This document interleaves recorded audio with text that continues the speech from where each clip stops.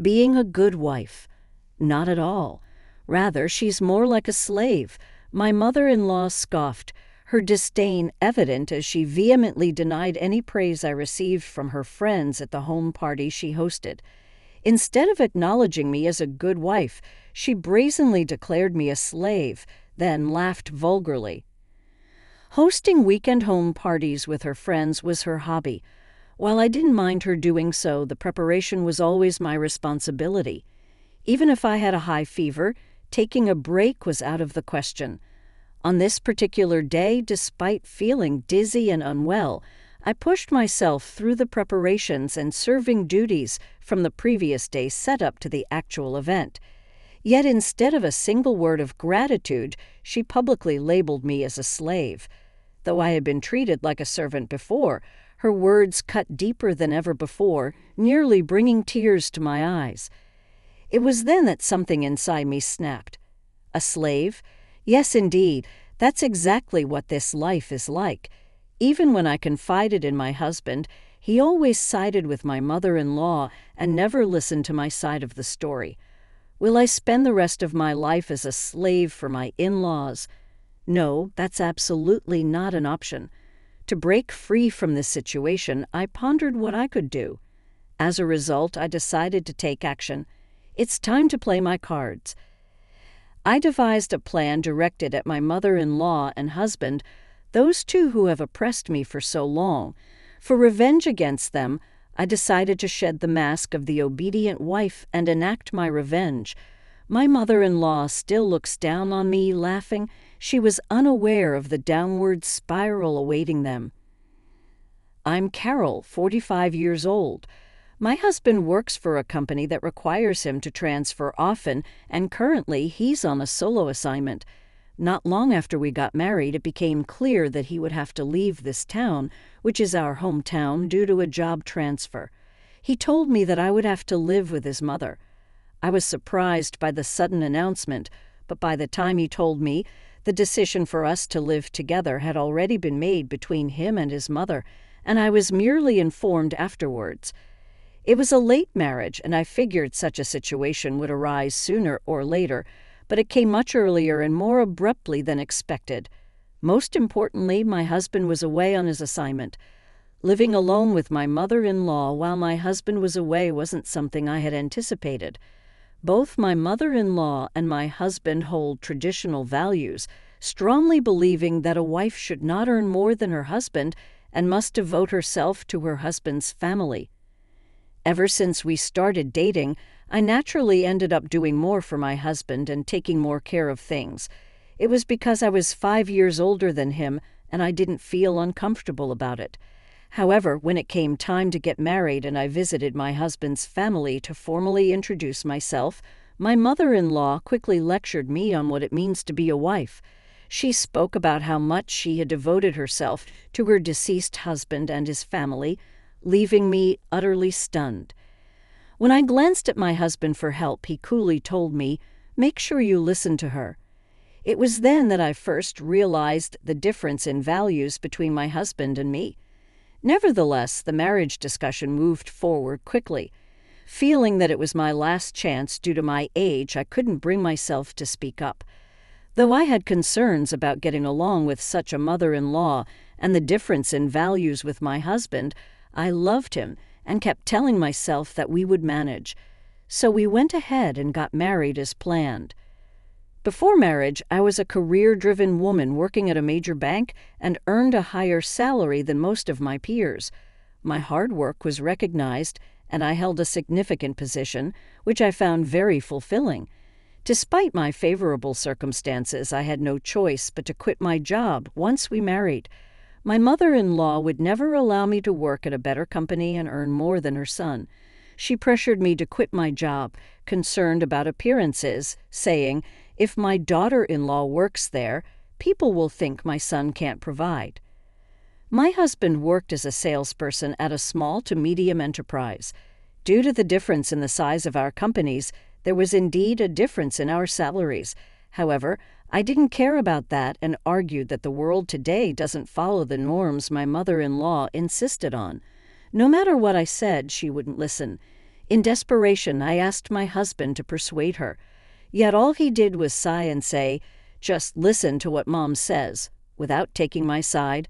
I didn't want to quit, but with no support from my husband, I reluctantly had to leave my job. Afterward, I ended up taking a part-time caregiving job as a dependent of my husband. It was also suggested by my mother-in-law. Caregiving is something anyone can do, and it'll be useful when it's time for you to take care of me. Even though I'm not familiar with the caregiving industry, I could imagine how challenging the job could be. Her casual remark made me feel somewhat dismissed, and more than anything, it irked me that she would say such a thing and expect me to work under those circumstances. However, the caregiving sector does have potential for growth, and it's possible to earn qualifications while working. So I thought it might not be too bad and started a part-time job at a nearby care facility. That was when my husband's solo assignment coincided with the news that I had to live with my mother-in-law. I had no say in the matter as a daughter-in-law and had to move out of our apartment to start living with her at her home. Household duties naturally fell to me as the daughter-in-law. For my early rising mother-in-law, I would wake up before 5:00 a.m. to prepare breakfast. She's picky about food and dislikes simple meals, so only toast was out of the question. Only freshly cooked dishes would do. Breakfast had to include soup and at least 2 side dishes. Otherwise, she would scold me for being lazy. After that, it was a rush to finish cleaning and laundry, prepare lunch for her, then head to my part-time job. I would do the grocery shopping in the evening and start preparing dinner once I got home. Dinner depended on her mood for the day, requiring me to be ready to cook either a fish or meat dish. While preparing dinner, I had to listen to her constant complaints about my cleaning not being up to par or the menu being too repetitive. After serving dinner and tea, she would start gossiping about the neighbors or nagging at me persistently. I couldn't just ignore her, so I listened to her complaints until she was satisfied and went to her bedroom. Only then could I start cleaning up after dinner.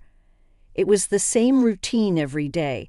My body was tired, and living under constant criticism from my mother-in-law was a significant stress. However, when she frequently said, "I did you a favor by taking an older woman who can't even have kids as a daughter-in-law," I was left speechless. Perhaps because I married late my husband and I had trouble having children. When I suggested consulting a clinic, my husband dismissed it as troublesome, and my mother-in-law, having heard about it, worried about public perception if it became known that her daughter-in-law couldn't have children and didn't allow me to go to the clinic. Day after day, I endured their condescending attitudes, feeling indebted for them having taken me in at an older age and blaming myself for our inability to have children. Gradually, I lost any desire to stand up to my mother-in-law or husband. Moreover, he managed his salary himself and was supposed to transfer living expenses to me monthly, but he only put in $300, which was hardly enough. When I asked him for more, he just said, "Cut back and make do with what you earn from your part-time job," and refused to increase it. Although I worked 5 days a week at my part-time job, the workplace was short-staffed, and the work itself was demanding. Moreover, there was gossip and bullying among the supervisors and colleagues, so it was far from being a supportive work environment. Yet since my husband wouldn't provide enough for our expenses, I couldn't quit and continue to work under immense stress. Together with my mother-in-law's pension and my part-time earnings, we could just about manage, but I had very little money to spend freely. With so little discretionary money, I used any spare time to read books and learn about investing, saving, and budgeting. However, every time she saw this, she would accuse me of getting involved in some shady scam. My mother-in-law is the type who spends money recklessly without considering the future as soon as she gets it. I once explained to her that in today's world, it's important for individuals to invest and save, but she dismissed it, saying, "A woman should just do the housework. Being greedy for money is embarrassing," and walked away without listening. Despite her comments, for me, a former bank employee, investing and saving were also ways to relieve stress, and slowly watching my savings account grow was a small pleasure in my difficult life living with her. I worked exhaustively at my stressful job on weekdays and took care of my mother-in-law at home, listening to her complaints until I was too tired to stay awake. Useless wife, you know it would be better if you just cheated on him, paid alimony, and left. I'm sure my son could find someone better. Her complaints about me had become like a broken record. Just when I thought I could take it easy on the weekends after surviving such weekdays, it wasn't the case at all. My mother-in-law's hobby was hosting home parties, inviting 5 or 6 friends over every weekend. It's fine if she does it on her own, but of course, all the preparation for those parties falls on me. My mother-in-law insists on serving not store-bought snacks or meals, but properly elaborate homemade ones, so I have to go shopping early in the morning for drinks and ingredients, and every time I have to make cookies or cakes from scratch for the party. Even if I'm feeling sick, there's no way I can take a break. Once, when I wasn't feeling well, I asked if it would be okay to buy a cake from a bakery, but that was immediately rejected. It seems my mother-in-law has some sort of pride in entertaining with homemade items. I almost said, then do it yourself, but I couldn't bring myself to argue with my mother-in-law while feeling unwell, so I forced myself to make a cheesecake in the rice cooker. When my mother-in-law's friends gather, I'm just her servant, like a maid. One day, at a party, one of my mother-in-law's friends said to me, "I'm sorry for always intruding. Your daughter-in-law is really capable," praising me with concern. However, upon hearing that, my mother-in-law replied, "Oh no, she's completely useless as a daughter-in-law. Rather, she's more like a slave," and laughed vulgarly. A slave. But indeed, that's exactly what this life is like. Will I spend the rest of my life as a slave? Hearing her words, I felt despair. There's only one way to escape this situation. Because I had been living a life dominated by my mother-in-law and husband, I had convinced myself that I couldn't live alone. But on that day, for the first time, the idea of divorce crossed my mind. After a while, as I continued to write in my diary, I realized once again that divorce was the only option for me. Then I thought about telling my husband about the current situation, where I was considering divorce, in order to get him involved. Because if my husband empathized with me and the situation changed, it would be the most peaceful resolution. However, I also realized that it was more likely that things wouldn't go so smoothly. If my husband could change so easily, he wouldn't be in this mess right now. In addition to my diary, I decided to carry a voice recorder with me so that I could submit evidence in case of divorce. After a while, my husband returned home from his assignment. My mother-in-law was clearly delighted to see her son again after a long time. I waited for a chance to be alone with my husband and then brought up the topic of my current painful feelings and the fact that I was considering divorce. Upon hearing the word divorce, I had hoped that my husband would be somewhat shaken and willing to listen. However, he responded with irritation, saying, "It's your fault. I don't want to come back to a house where the relationship between my wife and mother is bad," and stormed off. He then proceeded to blame me, taking at face value the complaints about me that he had heard from his mother. It seemed that she had been gossiping to my husband, painting me as a useless wife who only thinks about shady money matters without doing any housework. I was angry at her for spreading lies, but I was also disappointed in my husband for believing them without question. I realized that I had been foolish to hope that he would trust me, the person he supposedly loved and married. As my husband unilaterally berated me in shock, he quickly left the room. There was no chance to have a calm conversation with him. Reluctantly, I went to the living room where my husband had returned, and my mother-in-law was enthusiastically preparing dinner.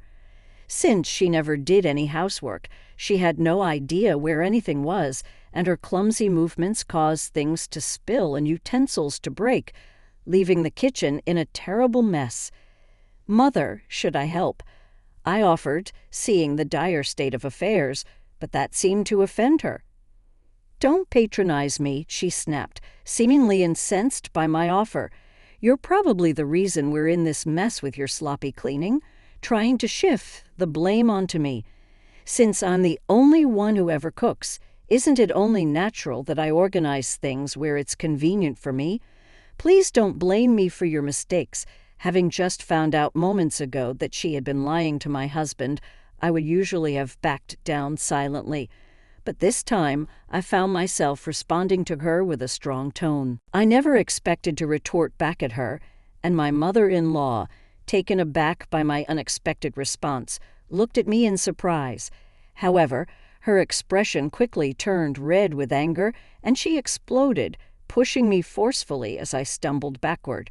She had left a pot of boiling hot stew for dinner.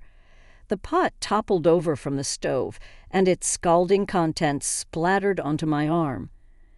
I screamed in agony at the intense heat. Upon hearing my cry, my husband also came to the kitchen. Despite the situation of the pot toppling over and me writhing in pain nearby, my husband's first concern was for his mother's injury. After confirming her safety, he then angrily yelled at me, saying, "All the effort Mom made for dinner has gone to waste because of you. Isn't it clear that I'm the one who should be worried in this situation?"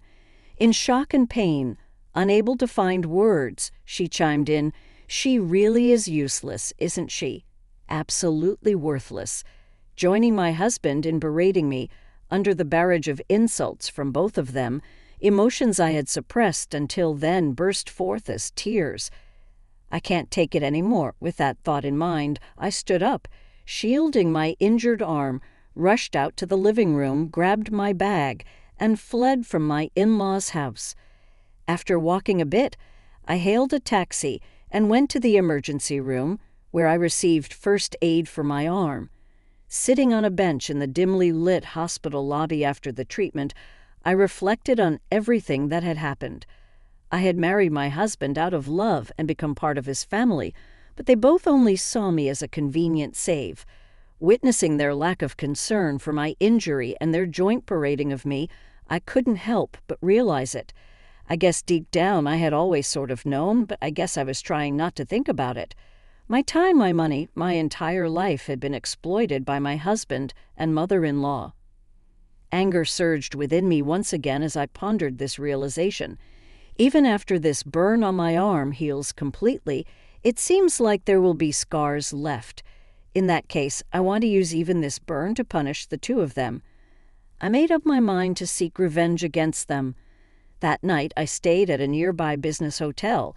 I had packed my bag when I left home, including essentials like my wallet and ID, so I didn't have any trouble. The next morning, after receiving treatment at the hospital again, I mustered up the courage to return to my in-laws' house. My husband and mother-in-law were waiting for me at home, and I was severely berated for leaving the house without permission the previous night. I expected them to be furious. No matter what they said, I didn't resist and appeared to be reflecting obediently. 2 weeks passed, and since then I obediently took care of my mother-in-law as before, listened to her orders obediently, and acted as a submissive wife. I allowed my mother-in-law to continue her usual snide remarks, insults, and verbal abuse. My husband returned to his assignment as soon as I got home, but he must have been relieved to hear from my mother-in-law that I was behaving obediently again. However, I secretly took action, pretending to go to work or the hospital while actually going to free legal consultations. Then, on a weekend morning 2 weeks later, still dimly lit in the early hours, I left my in-laws' house with a suitcase packed with my belongings that I had been gradually gathering. Abandoning all household chores such as preparing breakfast and my mother-in-law's home party, she would probably be surprised to wake up and find me gone from the house. When I arrived at the business hotel I had chosen as a temporary refuge, I found numerous missed calls from her. She must have contacted my husband as well, as I received several emails from him, some of which, when I checked the contents, were provocative messages like, "There are plenty of younger and more useful wives than you. If you can divorce, go ahead and try." As I was checking his emails, another call came in from my mother-in-law, so I decided to answer the phone. On the other end of the line, she was screaming hysterically about how I had ruined her home party and abandoned my household duties. This useless wife, instead of slacking off, "Just get out of here." To her words, I replied firmly, "Don't worry, I'm already at my new place and I won't be coming back there." She seemed surprised by my response and let out a flustered voice. She probably never expected me, who had been obedient for so long, to actually leave. Since making this plan, I had been obediently pretending on the surface while quietly preparing step by step. I kept recording all the verbal abuse and violence at home in my diary, carried a voice recorder with me, and made sure to record audio evidence as well. The burn on my arm caused by her violence, I got a diagnosis from the clinic and had a medical certificate made. Although I had little money to spare, thanks to saving diligently and investing, I managed to accumulate enough money to live in a business hotel for a while. To my mother-in-law, who was left speechless with surprise, I conveyed my intention to divorce my husband and informed her that I would communicate through a lawyer. Then, unilaterally, I hung up the phone. After that, I was able to find a new place to live safely. It was a small apartment, but it was a comfortable room to live in alone. The divorce went smoothly, although my husband and mother-in-law were reluctant to pay alimony. The evidence I had prepared, such as the diary, voice recorder, and the diagnosis of my burn, proved to be strong evidence, and the alimony claim was accepted. It took several months, but the divorce was finalized without any major issues. I was filled with joy at finally being free. After having all my time and money exploited, I felt incredibly liberated at the thought of living without being controlled by anyone. On the other hand, my ex-husband quickly remarried a younger woman after our divorce. I had suspected this might happen, as he had been cheating on me throughout our marriage. While away on business trips, the place where my ex-husband worked and my in-laws' house were not that far apart. It wasn't financially or time-wise difficult for him to come back on weekends. Despite that, he rarely came home, and I realized he was cheating when I overheard him talking to someone who sounded like his mistress on the phone during a previous visit. I could have pursued this matter during the divorce proceedings, but I was more eager to be free from him and mother-in-law quickly, so I chose not to mention it, fearing my husband might object to the divorce if I did. If I could be free, it didn't matter to me whether he cheated or remarried afterwards. When I had settled into my new home and was living alone, I received a phone call from my ex-husband. I was wary of what it could be about, but I couldn't ignore it, thinking it might be something important. So reluctantly, I answered the phone. To my surprise, he sounded quite worn out on the other end of the line. I asked what was wrong, and he told me that his new wife had been using up his savings. His new wife was 15 years younger than him and had a strong personality. It seems like she flatly refused to be taught the mindset of being a wife by my ex-husband and his mother, just as I had been when I first came into the family. Furthermore, she freely squandered his income and savings, neglecting household chores. Instead of me, it was now them who were being manipulated and exhausted by her. No matter what they said to her, she adopted a condescending attitude, saying, "I became an old divorced man's wife, so it's only natural." Realizing the situation they were in, he expressed his gratitude for the way I had managed to make ends meet with little money without complaining and taking care of household chores and his mother. He pleaded with me, saying, "Let's just forget about what happened. Please withdraw the alimony and come back." Upon hearing his words, I let out a sigh from the bottom of my heart. His new wife seems to be quite a spendthrift and has some peculiar habits, but I doubt there's anyone in this day and age who would willingly become the ideal wife my ex-husband and his mother envision. Still unaware of such things, it's astonishing that they can say, Let's just forget about it, regarding the pain I endured. When I heard the line about being an old divorced man's wife, I couldn't help but laugh. That's just the same as me being constantly told I married an older wife, isn't it? It was ironic that my ex-husband is now being told the same thing as he used to say to me, and I can't help but feel a sense of satisfaction. I responded to his plea to come back with, "There's no obligation for me to do so," and hung up, blocking his calls. As for what happened afterward, my ex-husband's mother, who used to treat me like a slave when I was there, ended up being treated like one by his new wife. She couldn't even hold the beloved home parties anymore. Not only that, rumors spread in the neighborhood that she'd bullied me into divorce, and it seems like she's grown distant from her friends. Deprived of her joys, she aged rapidly and eventually developed dementia. She was placed in a nursing home by her son's new wife and ended up living apart from her beloved son. While my ex-husband continued his solo assignments, his new wife seemed to be frolicking around with another man. During that time, his savings were rapidly dwindling and he was under pressure to pay me alimony, so his life suddenly became difficult, and he even started working part-time at night. Thinking that maybe his new wife would change if they had a child, he visited a fertility clinic. What he found out there was that the problem lay with him. My ex-husband, who never imagined that he could be the problem, fell into depression and lost his confidence. I wanted to complain about him calling me an infertile wife without any basis, but it seems he has had enough suffering, and his mother is already in a state where she can't hold a conversation. As for me, I utilized the investment and saving knowledge I learned during my marriage to obtain qualifications. I quit my part-time job in caregiving, used those qualifications and my previous work experience to apply for jobs, and to my surprise, my former boss reached out to me and offered me a job at the company I used to work for. I was hired as a full-time employee once again. Being able to return to the beloved job I thought I could never go back to filled me with surprise and joy. I'm looking forward to the future with excitement. Though my married life was tough and painful, by taking courage and action, I have now found happiness. Having been exploited by my ex-husband and mother-in-law, I'll live for myself from now on. That's the resolution I've made anew